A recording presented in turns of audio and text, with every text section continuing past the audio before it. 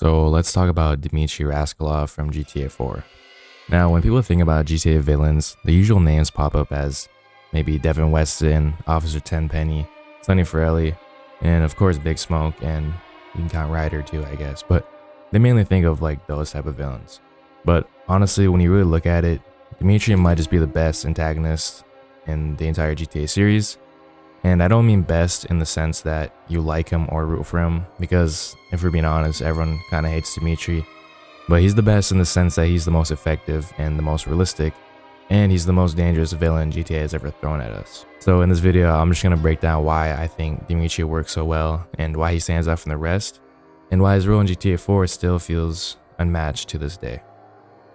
When we first meet Dimitri, he doesn't come across as like this cartoonishy evil character. He's calm, collected, and even kind of professional, compared to someone like Vlad, who was loud and obnoxious. Dimitri felt cold but controlled. That's what makes him dangerous, right? Off the bat, he's not reckless. He plays the long game and kind of feels calculated in a way. From the moment he's introduced, you can tell he's someone who values power and survival over loyalty and friendship. He puts on this facade of being Roman's friend, and for a while, even Nico gives him the benefit of the doubt. But Dimitri is the kind of person who sees everyone around him as pieces on a chessboard.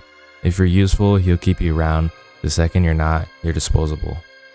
Now, here's where Dimitri really cements himself as the best antagonist in my opinion.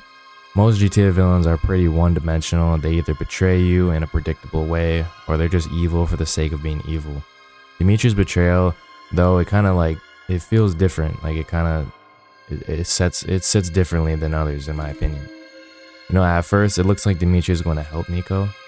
He convinces him to assassinate Mikhail Faustin, supposedly to keep things under control with the Russian mob.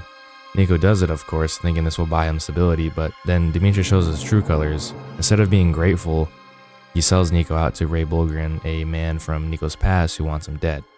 That moment, the ambush in the warehouse hit so hard because it feels personal. Dimitri didn't just turn on Nico, he exploited his trust, used him to tie him up loose ends, and then try to erase him entirely. And the best part, he didn't do it out of some cartoonish hatred. He did it for survival and profit. That's what makes him terrifying. His motives actually make sense. If you compare Dimitri to other protagonists in GTA, you start to see why he's the most effective. Someone like Devin Weston in GTA 5 is basically a caricature. He's rich, he's arrogant, and he hides behind lawyers. You never really feel intimidated by him. Same with Sonny Forelli in GTA Vice City. He's a mob boss, sure, but he's loud and predictable. Dimitri, though, he's like a ghost. He's always one step ahead. You never know when or where he's going to strike. Even after his death sentence moment with Nico, he doesn't just disappear, he keeps coming back into the story, manipulating events from the shadows. He controls heroin deals, he orchestrates assassinations, and even in the endgame, he's pulling strings that directly affect Nico's life. This isn't some over-the-top villain you laugh at. Dimitri feels like a criminal mastermind, that kind of person who actually could exist in the criminal underworld, for being honest. And the other reason Dimitri stands out is because of how much he impacts Nico as a character.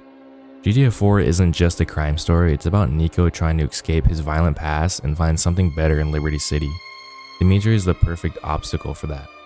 Every time Nico tries to move forward, Dimitri drags him back into chaos. He kills Roman's dream of a peaceful life, he makes Nico paranoid and hunted, and in the final act of the game, Dimitri literally becomes the reason Nico loses either Roman or Kate. Think about that. Dimitri isn't just a villain you fight and move on from. He's responsible for Nico's deepest tragedies.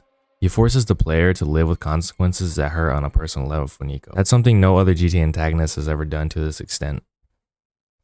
And then we get to the ending of GTA 4, which just seals the deal whether you choose deal or revenge. Dimitri's presence dominates the finale.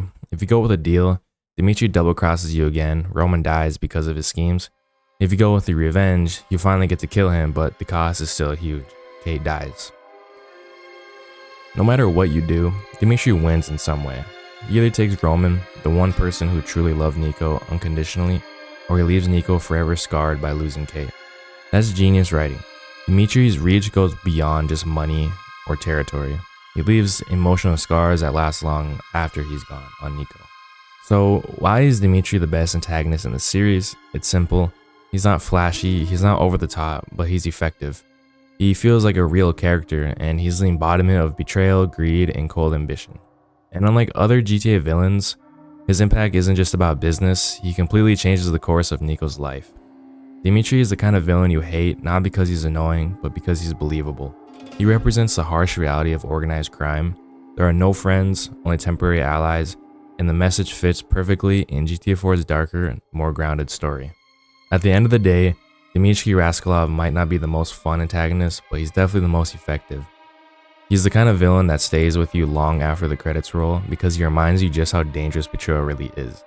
And that's why when it comes to GTA Antagonist, Dimitri isn't just one of the best, he is the best in my opinion. So let me guys know what you guys think in the comments. Do you agree with me on if he's the best GTA antagonist, or do you think someone else is better? And yeah, let me know in the comments. And if you made it this far, like the video if you actually liked it, and I'll see you guys in the next one.